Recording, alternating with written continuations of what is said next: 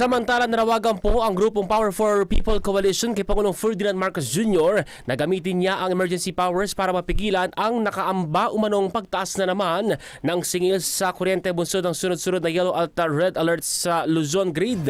Ayon kay lead convener Jerry Arances, hindi dapat ipasa sa mga consumer ang dagdag pasanin lalo't wala namang silang kinalaman sa anay kapalpakan at issue sa transmission at generation plants. Tayo ba nagkabit niyan, partner? Kung ako nagkabit niyan, baka okay pa. Kami ba gumamit niyan? Hindi nga kami nag-aircon eh. Di ba? Kung tayo nagkabit niya, siguro sisihin nyo kami at isingil nyo sa amin.